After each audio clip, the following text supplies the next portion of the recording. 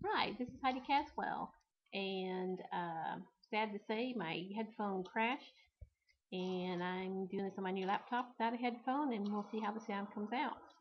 I like the way the Boomer Diva TV site's coming out, and all the participation we've had there, and it's turning out to be a cool thing. And of course, that's what we expect from our group. And if you, when you put your posts in, and this is one thing Rosie pointed out, if you go ahead and fill in your post tags with your keywords, there's some good uses for that. So go ahead and fill them in there. We have down here on the SEO plugin, if you leave this blank, you're going to be fine. It will pull in the words up here from the top. I checked it out, and it automatically pulls up the words from here. And if you type in keywords in your post tags, it will automatically put those keywords in as your keywords when they won't show up inside here, but if you look at the search engines and what the search engines are reading, they will show up as your description and keywords. Now, if you want your description to be something besides what you see up here, then go ahead by all means and fill that in here in the all-in-one SEO tag. But go ahead and put your keywords into post tags. Don't worry about putting them in down here. It'll pick them up and they'll show up over that way. And if you put them as post tags, they kind of do dual duty. There's a couple of things they can do that way. The other thing we're running into is on the thumbnail. So this is the hardest part of putting the videos in here. The videos are easy to go in there, but the thumbnails are the one thing, you just got to get a good picture that can go in there. One thing we're finding out is some people could put thumbnails in and some people couldn't, and it took us a while to figure out why this was. And what it is if you're on Internet Explorer, you cannot post a thumbnail in here. It doesn't work with Internet Explorer. It does work with Firefox.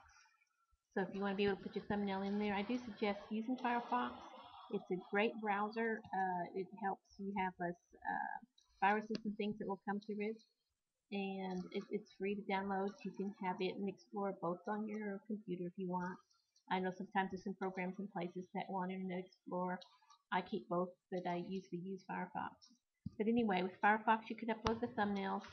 And the other thing on the thumbnails is a lot of times if you were to pick a profile from someone's profile to post it for them, the profile image is kind of small.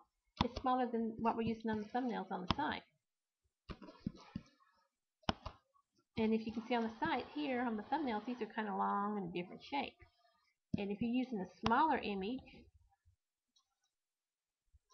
it's going to double it and show some of it there because that's the size of the actual image, and this is a bigger image.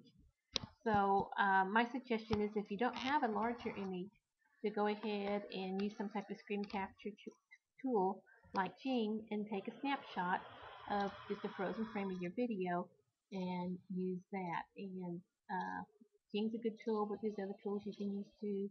Or if you have a picture, just make sure it's big enough. The image size,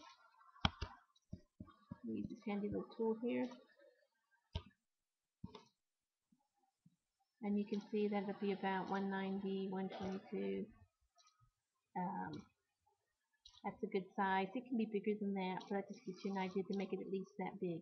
It will automatically shrink them down, but if they're smaller than that, it doesn't automatically make them bigger. It just doubles them.